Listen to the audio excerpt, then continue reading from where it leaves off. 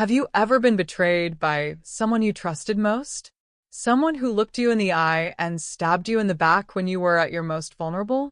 Today's story is about Sharon Carter, a 58-year-old widow who discovered that the most dangerous enemy can sometimes be your own family. 2 days after burying her husband, Sharon's son delivered the ultimate betrayal, but what he didn't know was that he had just made the biggest mistake of his life. This isn't just a story about revenge. It's about a woman who refused to be underestimated and turned her greatest heartbreak into her most powerful weapon. If you've ever felt invisible, overlooked, or written off because of your age or circumstances, Sharon's story will show you exactly how dangerous it can be to underestimate a woman who has nothing left to lose. So grab your coffee, settle in, and prepare yourself for one of the most calculated and devastating revenge stories you'll ever hear. Trust me, by the end of this, you'll never look at a grieving widow the same way again.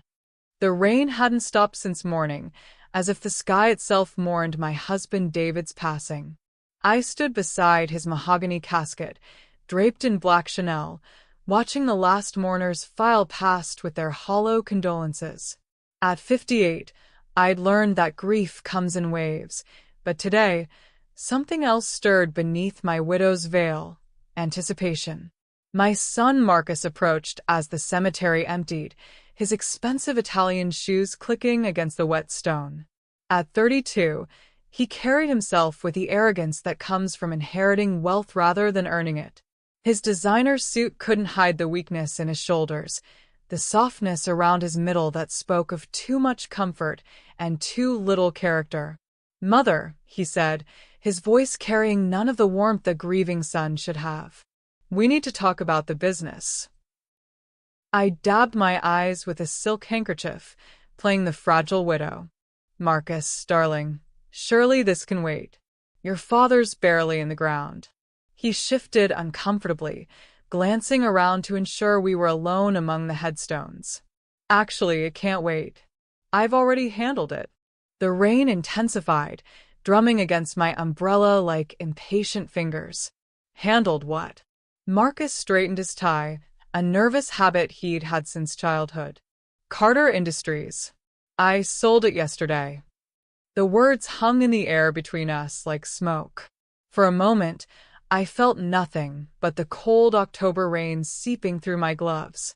Then, slowly, understanding bloomed in my chest like a poisonous flower. "You sold it." My voice barely rose above a whisper. "I got a decent offer," he said, avoiding my eyes. 20 million. Quick, clean transaction. No drawn-out probate battles, no board meetings, no hassle. 20 million. For a company worth at least 50 million. My late husband David had built Carter Industries from nothing, a small construction firm that grew into a real estate empire spanning 3 states. 40 years of blood, sweat, and sleepless nights, reduced to Marcus's idea of a quick transaction. "And my share?" I asked, though I already knew the answer would infuriate me. Marcus reached into his jacket pocket and pulled out a folded check. "Your share of the liquid assets comes to $5,000. I know it's not much, but..."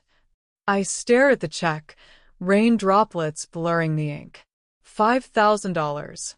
From a $20 million sale of a company I'd helped build alongside my husband for decades, while Marcus pocketed the rest as the rightful heir. "Who bought it?" I asked quietly. Marcus frowned at the question. "Some investment firm." "Why does it matter?" I looked up at him, then really looked at him. My son, who'd never worked a day in his life, who'd been handed every opportunity on a silver platter and had squandered most of them, who thought himself clever for robbing his grieving mother of her life's work. What was the name of the firm? I don't remember off the top of my head. Something corporate sounding. He waved his hand dismissively. "Look, Mother, I know this seems sudden, but I had to think about our future." "Your future. You'll be comfortable with your inheritance from Dad's personal accounts, and this way, you won't have to worry about running a company at your age." "At my age?" as if 58 meant I was ready for the nursing home. I folded the check carefully and slipped it into my purse. You're right, darling. I suppose I should be grateful you're looking out for me. Relief washed over Marcus's face. He'd expected a fight, tears, dramatics. Instead, I smiled, a small, serene smile that seemed to confuse him. Just tell me, I said, stepping closer to him under his umbrella. The buyer's name. I'd like to send them a welcome note, wish them luck with David's legacy. Marcus pulled out his phone, scrolling through his emails. Here it is. Whitmore Holdings, LLC. Strange name, come to think of it. Almost sounds like. He stopped mid-sentence, the color draining from his face. His phone trembled in his hand as he stared at the screen, then at me, then back at the screen. Whitmore, he whispered. I nodded, still smiling that same serene smile. My maiden name, darling. The name I used when I incorporated my own investment firm 15 years ago. The same firm that just bought Carter Industries for $20 million. The rain seemed to pound harder now, matching the frantic rhythm of my son's breathing. Marcus's mouth opened and closed like a fish gasping for air. You can't. That's impossible. Is it? I reached out and gently touched his cheek, the way I used to when he was small and had nightmares. Did you really think I'd spent all these years just playing the dutiful wife? That I'd never prepared for a future without your father? Marcus stumbled backward, nearly tripping over a headstone. But the paperwork, the lawyer said. The lawyers you chose, you mean? The ones who didn't bother to do proper due diligence on the buyer? Oh, Marcus. You always were so eager to take shortcuts. I opened my purse and pulled out the $5,000 check, holding it up between two fingers. The rain immediately began to dissolve the ink. Consider this your finder's fee, I said, releasing the check. It fluttered to the muddy ground like a dying bird. After all, you did help me acquire my late husband's company at a considerable discount. Marcus was hyperventilating now, his expensive suit soaked through. You can't do this. I'm your son. I'm David's son. Yes, you are. And that's the only reason you're not going to prison for attempted fraud. I stepped closer, my voice dropping to barely above a whisper. But make no mistake, my darling boy. You've just made the biggest mistake of your privileged little life. I turned and began walking toward my car, leaving Marcus standing alone among the graves. Behind me, I could hear him calling my name, his voice breaking like a child's. But I didn't look back. The game had only just begun. As I drove away from the cemetery, I caught a glimpse of Marcus in my rearview mirror. He was on his hands and knees, trying to piece together the soggy remains of the check he'd so smugly handed me.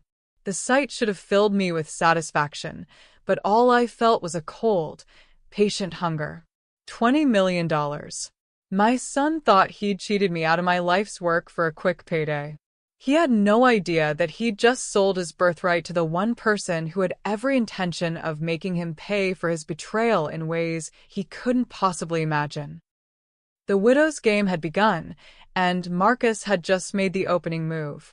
I smiled as I drove through the rain, already planning my next chapter in this carefully orchestrated symphony of revenge. If you've ever felt underestimated because of your age, your gender, or your circumstances, this story is for you.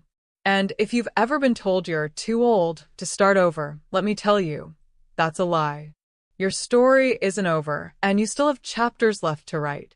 Our best-selling book, Reclaiming Your Peace After Pain, is filled with simple, powerful steps to help you heal, rebuild, and fall in love with life again. Click the link in the description box and start your new beginning today. Don't forget to subscribe and hit that notification bell. Sharon's story is just getting started, and trust me, you won't want to miss what happens next. The revenge she's planning will shock you. 3 days after the funeral, I sat in the executive boardroom of Carter Industries for the first time as its new owner. The mahogany table where David had made countless deals now reflected my image, a woman transformed. Gone was the grieving widow's black. Today, I wore a sharp navy suit that spoke of power and purpose. My first order of business was calling a meeting with the senior staff. They filed in nervously, unsure of what to expect from David's wife. Most had barely acknowledged my existence during company events, dismissing me as mere decoration on David's arm. Today, they would learn otherwise. "Good morning," I said, standing at the head of the table. For those who don't know me beyond charity galas and Christmas parties, I'm Sharon Carter, your new CEO. The silence that followed was deafening. James Wellington, the CFO who'd worked with David for 15 years, cleared his throat. "Mrs. Carter, with all due respect, we understood that Marcus would be taking over." "Marcus sold the company," I interrupted smoothly. "To me. Whitmore Holdings now owns 100% of Carter Industries, and I am Whitmore Holdings." I slid copies of the purchase agreement across the table. "Everything is legal and binding." Marcus received his $20 million, minus taxes of course, and walked away. "Now, shall we discuss the future of this company?" The next hour was spent reviewing financials, ongoing projects, and strategic plans. To their surprise, I knew every detail, every contract, every investment, every potential pitfall. While they'd assumed I was just David's pretty wife, I'd been studying this business for 20 years. "Our first priority," I announced, "is expanding the Tampa project. Double the investment." James frowned. "Ma'am, that's extremely aggressive. We'd be risking significant capital, which we have, thanks to some recent liquid capital injection." I smiled. "Trust me, gentlemen. I know what I'm doing." As the meeting concluded, I made one final announcement.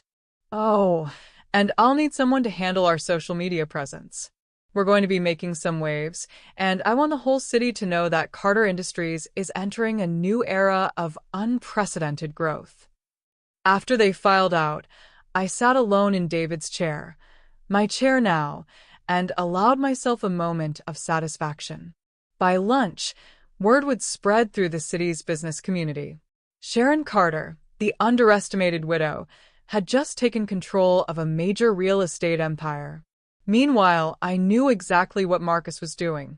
According to my private investigator, he was celebrating his windfall at the country club, buying rounds for anyone who'd listened to his story about outsmarting his old man's business partners.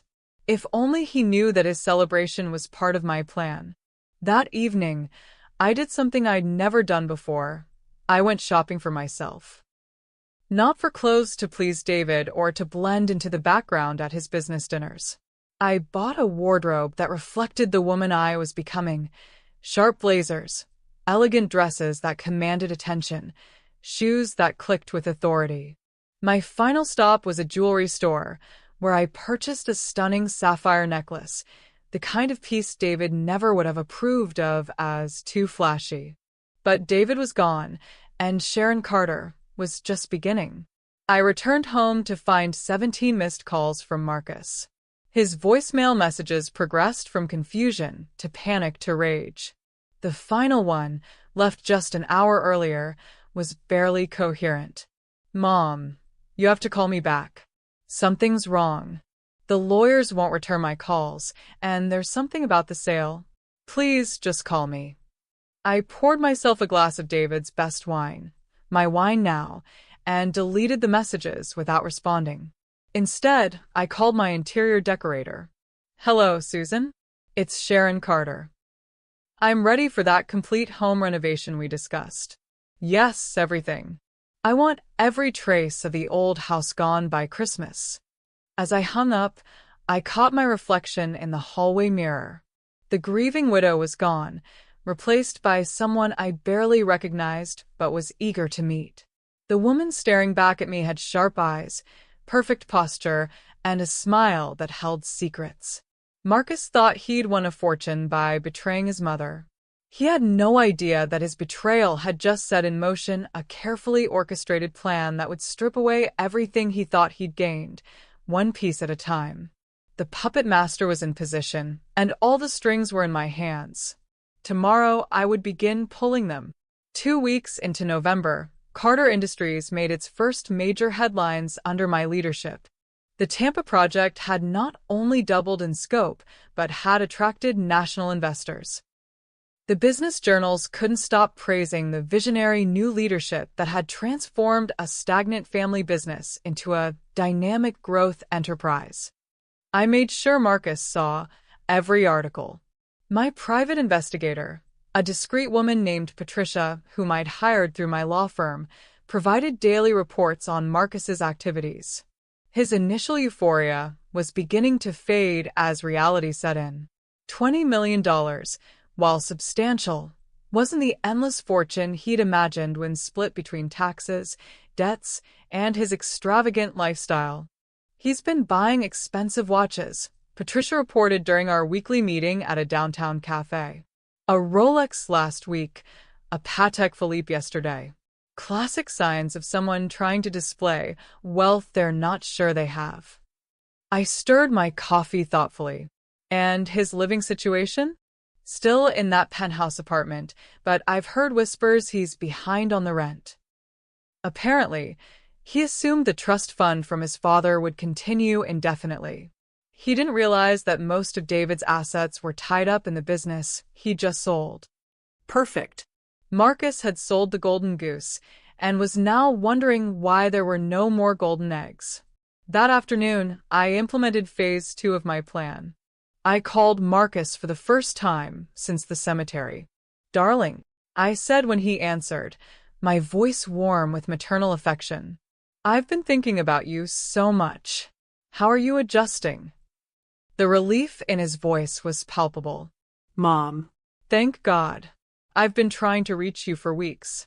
There's been some kind of mistake." "What kind of mistake, sweetheart?" "With the sale. The lawyers are saying things that don't make sense. They're saying that you were the buyer?" I let a gentle laugh slip through the phone. "Oh, Marcus. I know it must seem confusing. I should have told you sooner about my little investment company. I started it years ago, just as a hobby really. Something to keep me busy while your father worked. But that means... It means you sold your inheritance to your mother, darling. At quite a reasonable price, I might add." I kept my tone light, almost amused. "Don't worry, though. The business is in good hands. I'm sure your father would be proud of how well it's doing." The silence stretched so long I wondered if the call had dropped. "Marcus? Are you there?" "I need to see you," he said finally, his voice hollow. "We need to talk about this." "Of course, darling. Why don't you come for dinner Sunday? I'm having the house redone, but the kitchen is still functional." After I hung up, I allowed myself a small smile. The confusion I'd heard in Marcus's voice was music to my ears. But confusion was just the beginning. That evening, I attended the annual Children's Hospital Gala, alone, for the first time in 20 years. The whispers followed me through the ballroom. Sharon Carter, the widow who took over her husband's business. She's made Carter Industries more profitable in a month than it was in the last 5 years. I heard her son sold it to her without knowing who the buyer was. The pity I'd expected to face as a new widow had transformed into something else entirely: respect. And perhaps a little fear.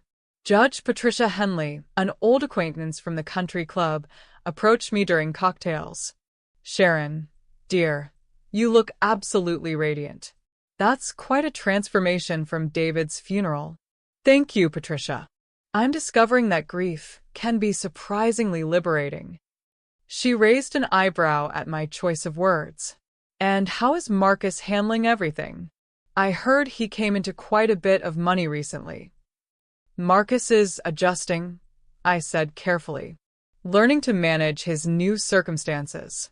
What I didn't mention was that those circumstances were about to become much more challenging. The next morning, I made a phone call to Marcus's landlord, a call that would set the next phase of my plan into motion. Hello, Mr. Davidson. This is Sharon Carter. I believe you know my son, Marcus. I have a business proposition that might interest you. By the end of the day, I had quietly purchased the building where Marcus lived. As his new landlord, I would have considerable influence over his living situation. The rent would soon be increasing, and the lease terms would become much more restrictive. Meanwhile, I'd begun spreading word through the city's social circles about my brave new venture in business. The narrative was perfect. The grieving widow who discovered her late husband's company had been sold for a fraction of its value, but who'd stepped up to save the family legacy. Marcus was becoming a footnote in my story, the reckless son who nearly destroyed his father's life's work through his haste to cash out. That night, I stood in my renovated master bedroom, looking out over the city lights. Somewhere out there, Marcus was probably lying awake, trying to make sense of what had happened to his carefully planned future. Soon, he would discover that confusion was the least of his problems. The first cracks in his confidence were showing, but I was just getting started. Sunday dinner arrived with the first snow of winter. I'd spent the day preparing Marcus's favorite meal from childhood, pot roast with all the trimmings. The irony wasn't lost on me that I was cooking comfort food for the son I was systematically destroying. Marcus arrived 20 minutes late, looking haggard. His expensive clothes couldn't hide the weight loss or the dark circles under his eyes. The confident man who'd stood beside his father's grave was already beginning to crack. "You look thin, darling," I said, kissing his cheek. "Are you eating enough?" "I've been stressed," he admitted, following me into the dining room. The renovation had transformed the house into something modern and elegant, nothing like the traditional home David had preferred. Marcus looked around with barely concealed unease. "You've changed everything," he said. I thought it was time for a fresh start. I served him a generous portion of roast. "Now, tell me what's troubling you." Marcus set down his fork and looked directly at me for the first time since arriving. "Mom, I need to understand what happened with the business. Did you know it was me selling it when you bought it?" I took a sip of wine, considering my response carefully. I knew Carter Industries was for sale, yes. My investment firm monitors all major business transactions in the city. When I saw David's company on the market for such an interesting price, I couldn't pass up the opportunity. "But you had to know I was the seller." "Not initially," I lied smoothly. "The sale went through several intermediaries. I only discovered my own son had sold his inheritance when the papers were finalized." Marcus's face went white. "So, you could have stopped it." "Could I?" "You'd already signed the contracts, darling. You'd already taken the money. What was I supposed to do? Let someone else buy the company David built? Let his legacy go to strangers?" The logic was flawless, the guilt devastating. I watched Marcus wrestle with the realization that his mother hadn't conspired against him. She'd simply been better at business than he was. "I need the company back," he said suddenly. "I made a mistake. I'll pay you back the $20 million plus interest. We can reverse the sale." I set down my wine glass and studied him with what I hoped looked like maternal sympathy. "Oh, Marcus. Sweetheart. That's not how business works. But you're my mother. And you're my son. Which is why I'm going to give you some free advice. Learn from this mistake and move on. You have $20 million. Most people would consider that a fortune. Most of it's gone to taxes and debts," he admitted quietly. I felt a flutter of satisfaction, but kept my expression neutral. "Then you need to be more careful with money. Perhaps get a job." The word job hung in the air like a slap. Marcus stared at me as if I'd suggested he become a circus performer. "A job? Mom, I'm a Carter. Carters don't work for other people. Your father worked for other people before he built his own company. I'm working now, running Carter Industries. Work isn't beneath you, darling. Entitlement is." Marcus pushed back from the table, his chair scraping against the hardwood floor. This isn't you. This cold, calculating person, this isn't my mother. I stood as well, moving around the table to place my hands on his shoulders. This is who I've always been. You just never bothered to look. After he left, storming out without finishing dinner, I called Patricia for an update.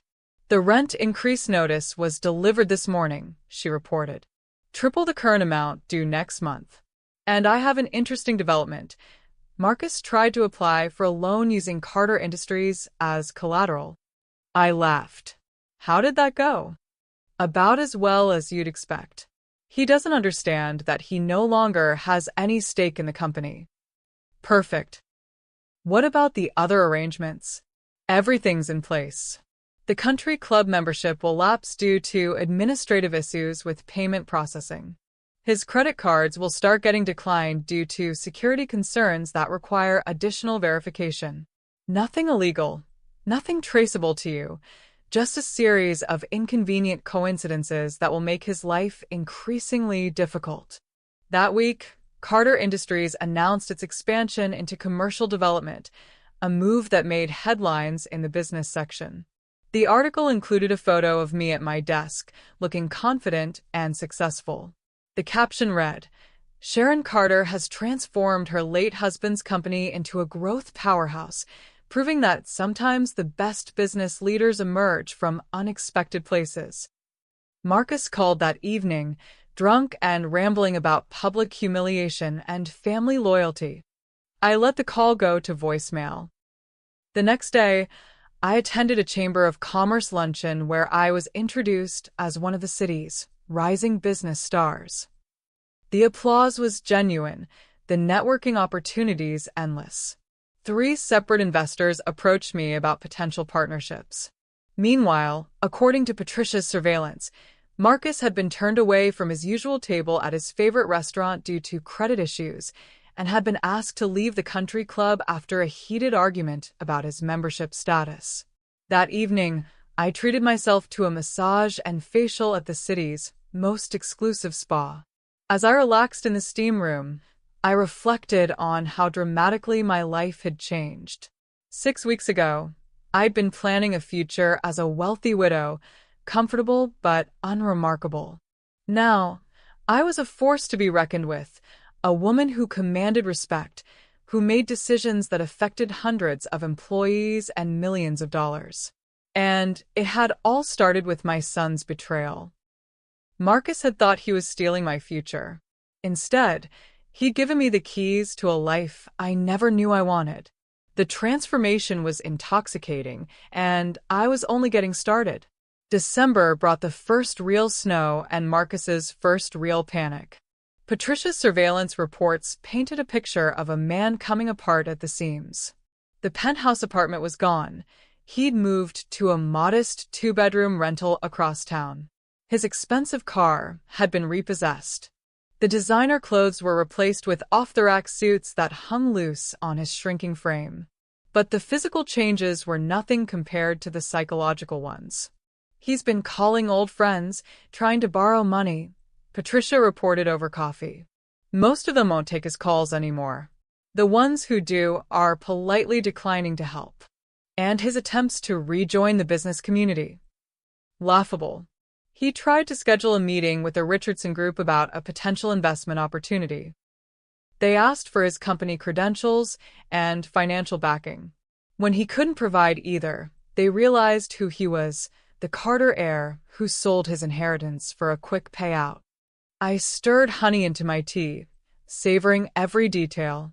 How is he handling this social isolation? Not well. He's been drinking heavily. My sources at his usual bars say he's become somewhat of a laughingstock, telling anyone who'll listen that his mother stole his company. The irony was perfect. Marcus had spent his life coasting on the Carter name and his father's reputation. Now, that same name was becoming a liability. He was no longer Marcus Carter, heir to a business empire. He was Marcus Carter, the fool who sold his birthright to his own mother.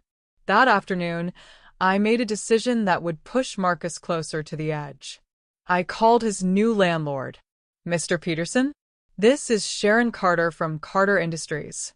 I believe you have my son as a tenant. I wanted to discuss a small matter.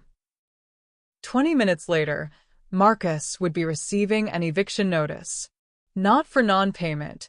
He still had enough money for rent, but for violating the building's professional standards clause. Apparently, several neighbors had complained about loud, drunken disturbances and inappropriate behavior. I discovered that money could solve many problems, including creating new ones for people you wanted to destroy.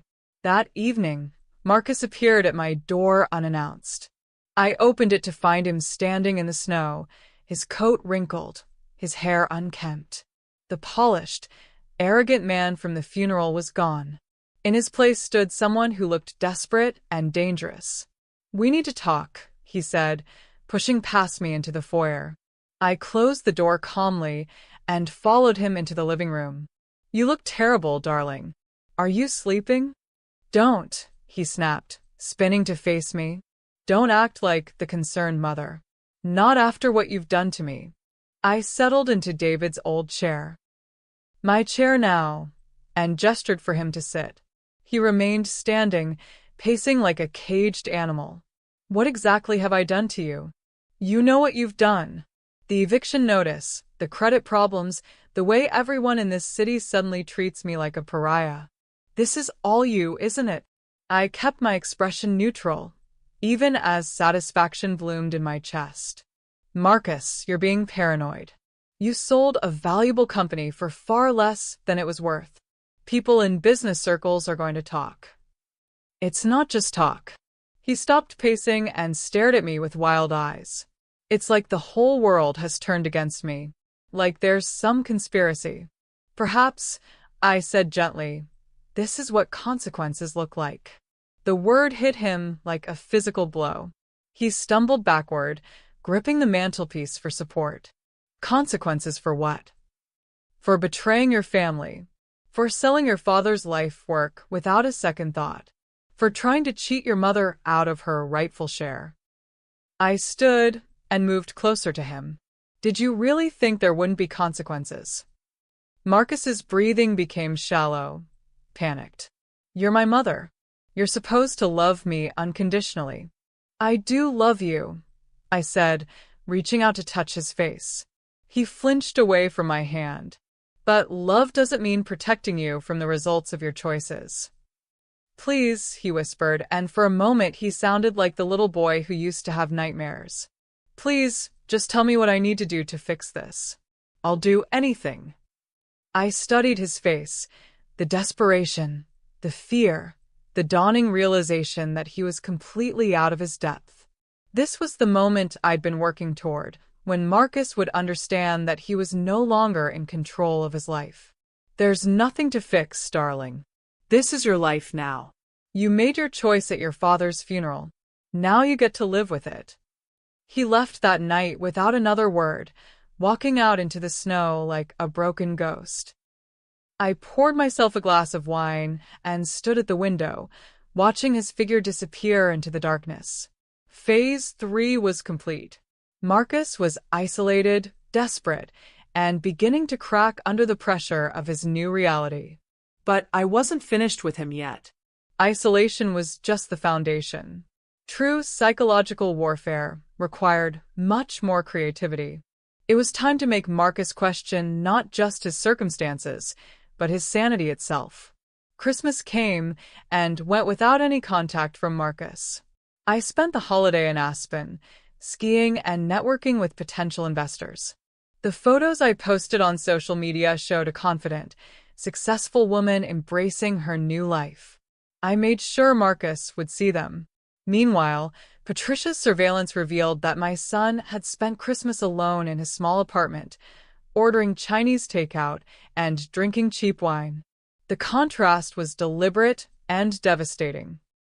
When I returned to the city in early January, I implemented the most delicate phase of my plan. It required precision, subtlety, and a deep understanding of Marcus's psychological weaknesses I'd observed for 32 years. I began with small things. A Christmas card from his father, postmarked after David's death, slipped under his apartment door. Inside, David's handwriting, which I'd practiced for weeks, delivered a simple message. "I'm disappointed in you, son." Marcus called me within hours, his voice shaking. "Mom, did you get a card from Dad?" "What do you mean, darling?" "A Christmas card. In his handwriting. But that's impossible because he's dead." I let concern color my voice. "Marcus, are you feeling all right? Maybe you should see someone. Grief can make us imagine things." The seed of doubt was planted. Next came the photographs. Marcus had always been vain about his appearance, particularly a modeling headshot from college that he kept framed on his dresser. I had the photograph doctored slightly, removing his smile, adding shadows under his eyes, and replaced it while he was out job hunting. When he noticed the change, he called again. "Someone's been in my apartment," he said, his voice tight with paranoia. "Who would break into your apartment, sweetheart?" "I don't know, but they changed things." My photograph looks different. Dad's picture keeps moving from the dresser to the nightstand. "Marcus, you're scaring me. Are you eating? Sleeping?" These small psychological intrusions continued throughout January. A coffee mug that appeared and disappeared from his kitchen. His father's cologne mysteriously sprayed in his apartment. Phone calls in the middle of the night with no one on the other end. Each incident was minor enough to doubt, but together they created a pattern of uncertainty that began to erode Marcus's grip on reality. Patricia reported that he'd started talking to himself, checking locks obsessively, and avoiding sleep. Perfect. The masterpiece came in February. I hired an actor, an older man who resembled David from a distance, to appear in places where Marcus might see him. A glimpse across a crowded restaurant. A figure in the park that vanished when Marcus looked directly at it. A man in David's old coat walking away just as Marcus turned a corner. The calls became daily occurrences. "I saw him again," Marcus would whisper into the phone. "I know it's impossible, but I saw Dad. He was watching me from across the street, and when I tried to approach him, he disappeared." "Marcus, your father is dead. I buried him myself." "Then who am I seeing? Who's been leaving his things in my apartment?" I suggested therapy. Marcus refused, convinced that therapists would dismiss his experiences as hallucinations. Instead, he began researching paranormal activity and supernatural encounters, desperately seeking an explanation that would preserve his sanity. Meanwhile, Carter Industries continued to thrive under my leadership. I'd been featured on the cover of Business Weekly with the headline, "The Widow's Wisdom, Sharon Carter's Remarkable Rise." The article praised my intuitive business sense and uncanny ability to transform challenges into opportunities. Marcus saw the article. He called that night sobbing. "Everyone loves you," he said. "Everyone thinks you're so amazing, so strong, so successful. But I know what you really are." "What am I, Marcus?" "You're evil. You're destroying me, and everyone thinks you're a saint." I let silence stretch between us before responding. "I think you need help, darling. Professional help. I need my father's company back. I need my life back." "Your father's company was never yours to begin with. And as for your life, you're the only one responsible for what it's become." The psychological pressure was working exactly as planned. Marcus was becoming paranoid, isolated, and increasingly unstable. But he wasn't broken yet. For that, I would need to attack the last thing he had left, his sense of identity as a Carter. It was time for the final phase. March brought the annual Riverside Business Awards ceremony, the city's most prestigious gathering of entrepreneurs, investors, and industry leaders. Carter Industries had been nominated in 3 categories, and I was personally nominated for Executive of the Year. I bought a new dress for the occasion, midnight blue silk that made me look 10 years younger. My hair was styled in a sleek updo, and I wore the sapphire necklace I'd bought after David's funeral. When I looked in the mirror, I saw a woman who commanded attention and respect. Marcus, according to Patricia's surveillance, had been obsessing over the ceremony for weeks. He'd somehow acquired an invitation, probably forged or borrowed, and was planning to attend. She'd overheard him practicing a speech about reclaiming his rightful place in the family business. Perfect. The Riverside Grand Hotel was packed with the city's elite. I worked the room like the seasoned professional I'd become, discussing potential partnerships, sharing insights about market trends, and accepting congratulations on Carter Industries' remarkable success. I was in conversation with the mayor when I spotted Marcus across the ballroom. He looked like a shadow of his former self, too thin in an ill-fitting tuxedo that had probably been rented at the last minute.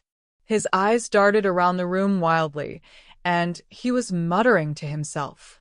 He made his way through the crowd, approaching various business leaders who recognized him with barely concealed embarrassment. I watched as he tried to join conversations, only to have people politely excuse themselves and walk away. When dinner was announced, I took my seat at the head table, a position reserved for the evening's most honored guests. Marcus remained standing near the back of the room, watching me with an expression I couldn't quite read. The awards ceremony proceeded smoothly until Carter Industries was announced as winner of Commercial Development Company of the Year. I rose to accept the award, walking to the podium with confidence as applause filled the ballroom. "Thank you," I began, my voice carrying clearly through the microphone. "This award represents not just the success of Carter Industries, but the power of resilience in the face of adversity. When my husband David passed away last year, many people wondered if his company would survive. Some even suggested it might be best to sell it quickly rather than risk failure." I paused, my eyes finding Marcus in the crowd. His face had gone pale. But I believe that true legacy isn't about taking the easy path. It's about having the courage to build something greater than yourself, even when others doubt your ability to succeed. David's company isn't just surviving. It's thriving, because sometimes the most unexpected leaders are the ones who've been quietly preparing for their moment all along. The applause was thunderous. As I returned to my seat, I noticed Marcus pushing through the crowd toward the front of the room. His movements were erratic, desperate. The ceremony continued with the presentation of Executive of the Year. When my name was announced, I wasn't surprised. I'd been privately told I was the frontrunner. But as I stood to accept the award, Marcus's voice cut through the applause. "Stop," he shouted, standing in the middle of the ballroom. "This is wrong. She stole my company. She's not a hero. She's a thief." The ballroom fell silent. Hundreds of eyes turned toward Marcus, whose chest was heaving as if he'd run a marathon. Security guards began moving toward him, but I held up my hand to stop them. "Marcus," I said gently into the microphone, my voice carrying maternal concern rather than anger. "Perhaps you should sit down. Don't you dare patronize me." He pointed an accusatory finger at me. "Tell them the truth. Tell them how you manipulated the sale, how you've been destroying my life piece by piece." Murmurs rippled through the crowd. I could see the confusion on people's faces, this disheveled man claiming to be victimized by the poised, successful woman they'd been celebrating. "Ladies and gentlemen," I said calmly, "I'm sorry you have to witness this. My son has been struggling with some personal issues since his father's death. Grief affects people in different ways." "I'm not crazy," Marcus screamed, his voice cracking. "She's been gaslighting me for months, moving things in my apartment, hiring people to follow me, making me think I was seeing my dead father." The crowd was watching now like spectators at a car accident. Some people had their phones out recording. I realized this moment would be on social media within minutes. Marcus Carter, heir to a business empire, having a public breakdown at the city's most prestigious business event. "Marcus, please," I said, stepping down from the podium and moving toward him with my arms outstretched. "Let me help you." "Stay away from me." He backed away, stumbling over a chair. "You all think she's so wonderful, don't you? The grieving widow who built a business empire. But I know what she really is. She's a monster wearing my mother's face." Security guards finally stepped in, gently but firmly escorting Marcus toward the exit as he continued shouting about conspiracies and manipulation. His voice echoed through the ballroom even as the doors closed behind him. "She's not who you think she is. She's destroyed everything." The silence that followed was deafening. I returned to the podium, accepting my award with a sad smile. "I'm sorry you all had to see that," I said.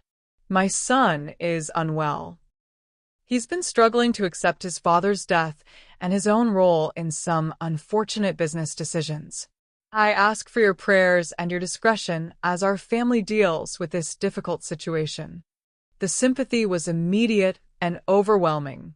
People rushed to offer support, to share their own stories of family members struggling with mental health issues, to praise my grace under pressure. By the time I left the hotel that evening, the narrative was set. Sharon Carter, the successful businesswoman and devoted mother, dealing with the heartbreak of a son's psychological breakdown with dignity and compassion. Marcus's version of events, the truth about manipulation and psychological warfare, sounded like the ravings of a madman, which, in a way, they were. I'd driven him to the edge of sanity so effectively that even when he told the truth, no one would believe him. The next morning, the local news covered the incident with a headline, "Business Leader's Son Disrupts Awards Ceremony." The article painted Marcus as a troubled young man whose family was seeking help for his condition. I was quoted as saying, "We love Marcus unconditionally and are committed to getting him the help he needs." The perfect final touch to his complete public humiliation. Sharon's masterful manipulation has reached its peak, but this isn't over yet. Her son's public breakdown is just the beginning of his complete destruction. If you're enjoying this psychological thriller, make sure you're subscribed with notifications on. The next chapters will show you exactly how far a mother's revenge can go. And remember, if you or someone you know has ever felt powerless against those who've wronged you, our book Reclaiming Your Peace After Pain offers real strategies for overcoming betrayal and rebuilding your strength. The link is in the description below. After the awards ceremony debacle, Marcus disappeared for 2 weeks. Patricia lost track of him completely. His apartment was abandoned, his phone disconnected, his last known associates claiming they hadn't seen him. For a brief moment, I wondered if I'd pushed him too far, if my son had done something irreversible. Then he appeared in my office on a rainy Tuesday morning in April. I was reviewing quarterly projections when my assistant buzzed me. "Mrs. Carter? There's a gentleman here who claims to be your son. He doesn't look well." I found Marcus in the lobby of Carter Industries, a ghost of the man he'd once been. His clothes were wrinkled and dirty, his hair unwashed, his face gaunt with exhaustion. He clutched a worn baseball cap in his hands, one David had given him years ago. "Hello, Marcus," I said gently. "Would you like to come up to my office?" He nodded without speaking, following me to the elevator like a beaten dog. The executives and employees we passed stared openly at him, recognizing the heir who'd sold his birthright. Their expressions ranged from pity to barely concealed disgust. In my office, David's office, which I'd completely redesigned, Marcus slumped into the chair across from my desk. The confident, entitled man from the funeral was gone. In his place sat someone broken, desperate, and completely defeated. "I need help," he said finally, his voice barely above a whisper. I poured him a glass of water from the crystal pitcher on my desk. "What kind of help?" "I need a job." The word seemed to physically pain him. "I've applied everywhere. No one will hire me. They all know who I am, what I did." I'm sleeping in my car." I studied his face, seeing the last remnants of pride crumbling away. This was the moment I'd been orchestrating for months, when Marcus would finally understand his position in our new dynamic. "You want to work here?" I asked. "I know it seems impossible. I know you have every right to refuse. But I'm desperate, Mom. I've lost everything." His voice broke on the last word. "I made a terrible mistake, and I'm willing to do anything to make it right." I leaned back in my executive chair, considering. This was delicious. My son begging for scraps from the table he'd once thought was his by right. "There might be something," I said slowly. "We do have an opening in maintenance. The pay is minimum wage, and it's primarily custodial work. Cleaning bathrooms, emptying trash cans, mopping floors." Marcus's face went white. "Custodial work?" "It's honest work," I said firmly. "The kind of work your grandfather did before he built his first construction crew." "Are you too proud for honest work, Marcus?" I watched him wrestle with his options. Pride warred with desperation, and desperation won. "No," he said quietly. "I'm not too proud." "Good. You'll start Monday morning at 6 a.m. Report to Frank in maintenance." "And Marcus?" I fixed him with a stern look. "You'll be treated like any other employee. No special privileges because you're my son. In fact, people will expect you to work twice as hard to prove you deserve to be here." He nodded numbly. "There's one more thing," I continued. "You'll need to wear a uniform. Frank will provide it. And you'll need to sign a standard employment agreement, including a clause about maintaining professional conduct at all times." The humiliation was complete. Marcus Carter, who'd once thought himself heir to a business empire, would now be cleaning the toilets in his father's company while wearing a janitor's uniform. "Thank you," he whispered. After he left, I called Frank Morrison, our maintenance supervisor, a gruff, no-nonsense man who'd worked for the company for 20 years. "Frank, I'm sending you a new hire Monday. Marcus Carter. I want you to treat him exactly like any other employee. No better, no worse. He's here to work, not to socialize." "Carter?" Frank's confusion was evident, as in, "Yes. And Frank, he's going to need to prove himself. I trust you'll make sure he understands what real work looks like." Frank chuckled grimly. "Oh, I'll make sure he understands, Mrs. Carter." That weekend, I attended the spring gala for the Children's Art Foundation, an event I'd never been invited to while David was alive, but which now courted my attendance as one of the city's most successful business leaders. I wore a stunning emerald dress and spent the evening networking with potential clients and investors. Monday morning, I arrived at the office early to witness Marcus's first day. Through my window, I watched him trudge across the parking lot in his maintenance uniform, navy blue coveralls with Carter Industries embroidered on the pocket.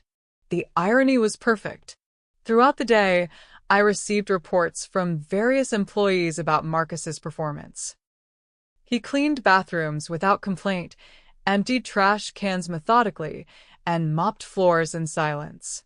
The executives who'd once kowtowed to him as the heir apparent now stepped around him as if he were invisible. At lunch, I saw him sitting alone in the employee break room, eating a sandwich from a vending machine. The contrast with our family dinners at the country club was stark and intentional. By the end of his first week, Marcus had found his rhythm in his new role. He arrived early, worked diligently, and left without speaking to anyone unless absolutely necessary. The proud, arrogant man who'd sold his inheritance was gone, replaced by a broken janitor who cleaned up other people's messes. But I wasn't finished with him yet. The final phase of my revenge required one last twist, a revelation that would destroy not just his present and future, but rewrite his understanding of his entire past. It was time for Marcus to learn the truth about his father's will. Summer arrived with unprecedented success for Carter Industries. We'd expanded into 3 new markets, acquired 2 smaller competitors, and doubled our annual revenue. The business press couldn't stop praising my Midas touch and intuitive understanding of market dynamics. I was featured on the cover of Forbes with the headline, "The Widow Who Conquered Sharon Carter's Business Empire." The article detailed my transformation from devoted wife to industry titan and speculated about my future plans for expansion. Marcus read every article. I knew because I found them in the break room trash, carefully torn out and crumpled up. He never mentioned them, maintaining his role as the silent janitor who cleaned up after more successful people. But I could see the articles eating away at him. Each glowing review of my success was another reminder of what he'd thrown away, another twist of the knife I'd been slowly driving into his soul for 10 months. It was during the August board meeting that I decided to deliver the final blow. Before we adjourn, I announced to the assembled executives, "I have some historical information to share that puts our recent success in context." I pulled out a manila folder I'd been saving for this moment, David's original will, the one Marcus had never bothered to read carefully. When my husband died, my son made certain assumptions about his inheritance. He believed, as the only child, that he would inherit the majority of David's assets, including Carter Industries. The board members listened with polite attention, unsure where this was heading. However, David's will was quite specific about the conditions of that inheritance. Marcus would only inherit the business if he worked for the company for at least 5 years and demonstrated both competence and commitment to the family legacy. A few eyebrows raised around the table. This was new information to most of them. Since Marcus chose to sell his inheritance immediately upon David's death, without fulfilling any of the stipulated conditions, he automatically forfeited any claim to the business. According to the will, in such circumstances, all assets would revert to me as the surviving spouse. I smiled at the stunned faces around the table, which means, legally speaking, Marcus never actually owned the company he sold to me. He sold something he had no right to sell, to someone who already owned it. The implications were staggering. Marcus hadn't just made a bad business decision, he'd committed attempted fraud, albeit unknowingly. "I've had my lawyers review the situation thoroughly," I continued. "While no criminal charges would be warranted, Marcus acted in ignorance rather than malice. It does mean that the $20 million he received was essentially a gift from me, not a legitimate sale." After the meeting, I walked downstairs to the maintenance department. I found Marcus in the supply closet, organizing cleaning chemicals with the same methodical attention to detail he'd once applied to his appearance. "Marcus, could I speak with you for a moment?" He looked up, startled. We rarely spoke during business hours, maintaining the fiction that he was just another employee. I handed him a copy of David's will. "I thought you might want to read this. The relevant section is highlighted." His hands trembled as he read the inheritance clause. I watched his face go through a series of emotions: confusion, realization, horror, and finally, complete devastation. "This means," he began, his voice barely audible, "it means you never owned the company," I confirmed gently. "You never had the right to sell it. Everything you thought you knew about your inheritance was wrong." Marcus slumped against the supply shelf, the will falling from his nerveless fingers. "But the lawyers, they said what you wanted to hear. You were so eager to cash out that you never asked the right questions." I picked up the will and folded it carefully. "Your father knew you, Marcus. He knew you weren't ready for responsibility. The conditions in his will weren't arbitrary. They were his attempt to make you worthy of your inheritance. So, the $20 million was a gift from your mother to her son. Money you never earned, from a sale that was never legitimate." I paused, watching him process this information. "Which means every dollar you spent was charity." The psychological impact was devastating. Not only had Marcus lost everything through his own greed and impatience, but he never actually had anything to lose in the first place. His entire identity as the heir to a business empire had been an illusion. "Why didn't you tell me before?" he whispered. "Because you needed to learn. You needed to understand what real work looks like, what consequences feel like, what it means to have nothing and build something from that nothing." I softened my voice slightly. "Your father tried to teach you these lessons when he was alive. You refused to learn. So life taught you instead."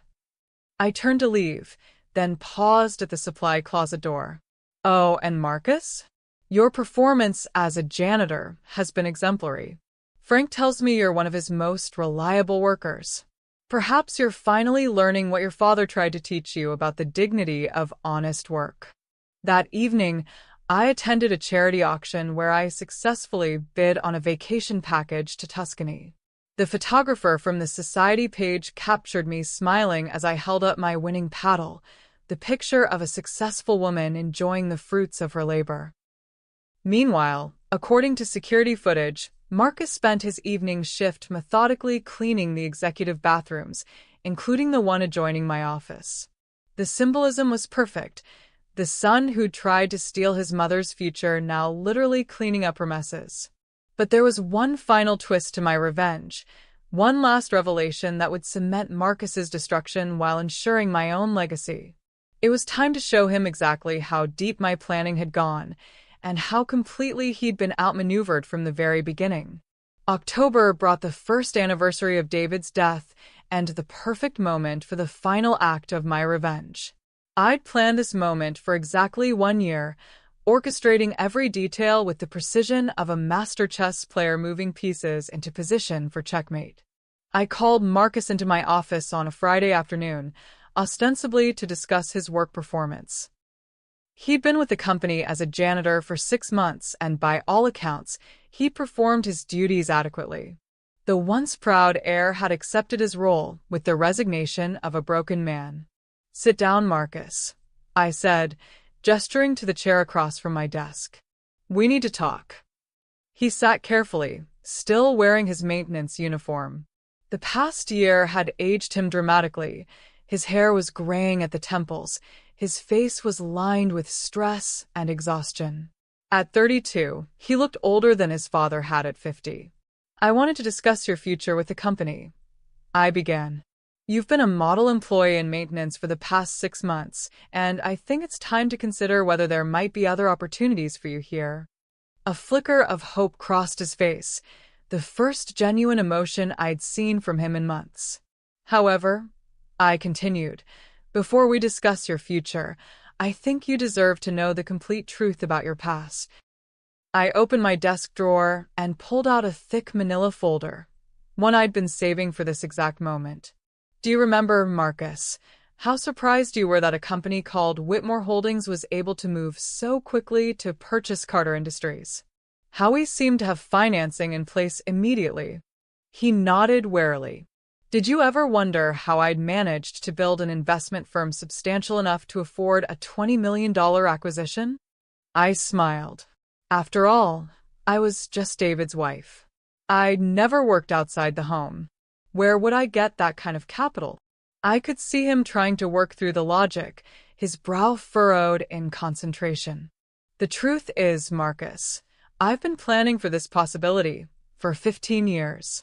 Ever since you dropped out of college for the 3rd time, and your father finally admitted that you might never be capable of running the family business." I pulled out the first document from the folder. Articles of Incorporation for Whitmore Holdings, dated 15 years earlier. I started the company in 2009, initially as a small investment fund. David helped me with the seed money, actually. He thought it was important for me to have my own financial independence. Marcus stared at the document, trying to process what I was telling him. "Over the years, I've been very carefully building Whitmore Holdings into something substantial. I've made strategic investments, acquired smaller companies, built relationships throughout the business community, all while pretending to be nothing more than a devoted wife and mother." I pulled out investment records, acquisition documents, financial statements, 15 years of careful planning and strategic business development. "By the time your father died, Whitmore Holdings was worth approximately $60 million. More than enough to purchase Carter Industries and absorb it into my existing portfolio. The color drained from Marcus's face as the implications became clear. You see, your father and I had many long conversations about your limitations. We both hoped you'd eventually mature into someone capable of responsibility. But David was a practical man. He knew there was a possibility you'd never be ready to inherit the business he'd built. I leaned forward, fixing him with a steady gaze. So we made contingency plans. The will was structured to give you a chance to prove yourself, but also to ensure that if you failed, the business would remain in capable hands. My hands. Marcus finally found his voice. You planned this whole thing? I planned for the possibility that you might be exactly who you turned out to be, selfish, impatient, and utterly unprepared for real responsibility. I pulled out another document. This is a contract your father and I signed 5 years ago, essentially agreeing that if you chose to sell the business rather than run it, I would be the buyer. His hands shook as he read the contract. So, when I sold to you, you were following a script we'd written years earlier. The only thing that surprised me was how eager you were to fulfill our worst expectations of you. I stood and walked to the window, looking out over the city where Carter Industries had now become the cornerstone of a much larger business empire. The irony, Marcus, is that you could have had everything.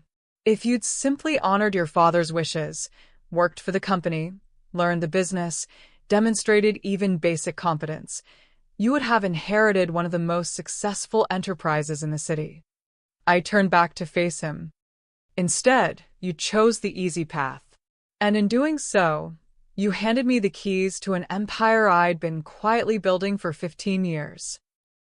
Marcus was hyperventilating now, his chest rising and falling rapidly as the full scope of his situation became clear. The psychological pressure, the isolation, the public humiliation, those were just extras. My way of ensuring you understood the consequences of betraying family. But the real punishment was always going to be watching me succeed with the legacy you threw away. I returned to my desk and pulled out one final document. Which brings us to your future. I slid a contract across the desk. I'm offering you a promotion. Assistant Manager of Facilities. A salary of $40,000 a year, basic benefits, and the opportunity to work your way up through the ranks of a company that could have been yours. Marcus stared at the contract without touching it. The alternative is to leave Carter Industries and try to build a life somewhere else. With no references, no work history, and a reputation as the man who sold his birthright for quick cash. I watched him wrestle with the choice, pride versus survival, defiance versus acceptance. What's it going to be, Marcus? He picked up the pen with trembling fingers and signed his name to the contract. With that signature, he officially accepted his new role as a mid-level employee in the company his father had built, the business he'd once thought he would inherit. Welcome to your new life, I said softly. I hope you'll find it educational. As Marcus left my office, still wearing his janitor's uniform but carrying the contract that would make him a permanent part of my business empire, I felt a profound sense of completion. I'd achieved something remarkable. Not just revenge, but transformation. I'd taken my son's betrayal and used it as the foundation for my own rise to power. What Marcus had intended as theft had become the catalyst for my emergence as one of the city's most successful business leaders. That evening, I celebrated with champagne and caviar in my newly renovated penthouse. Through the floor-to-ceiling windows, I could see the city lights twinkling like stars. Somewhere down there, Marcus was probably sitting in his small apartment, trying to process the magnitude of his defeat. He'd thought he was stealing my future. Instead, he'd given me the greatest gift imaginable, the motivation to become someone I never knew I could be. The grieving widow was gone. In her place stood Sharon Carter, business mogul, master strategist, and architect of the most elegant revenge in the city's history. Marcus would spend the rest of his life working for me, watching me succeed with the empire he'd handed to me, serving as a daily reminder to everyone who knew our story about the consequences of betraying family. And I would spend my remaining years building something even greater than David had imagined. A business empire that would outlast us all, run by the woman who'd been underestimated for so long that even her own son had forgotten she was capable of brilliance. The widow's game was complete. The queen had won. And there you have it, the perfect revenge, executed with surgical precision and devastating results. Sharon didn't just get even with her son. She used his betrayal to build an empire and claim the respect she'd always deserved. If this story has shown you anything, it's that being underestimated can be your greatest advantage. Sometimes the quiet ones are the most dangerous. What did you think of Sharon's masterful revenge? Was it justified? Or did she go too far? Let me know in the comments below, and don't forget to subscribe for more incredible true stories of justice, revenge, and triumph. Your story might be next, so never let anyone convince you that you're powerless. You might just surprise them all. Hit that like button if Sharon's story inspired you, and remember, check out our book Reclaiming Your Peace After Pain in the description below. Sometimes the best revenge is simply living well, but sometimes it requires a little more creativity. Thanks for watching her true stories, and I'll see you in the next episode.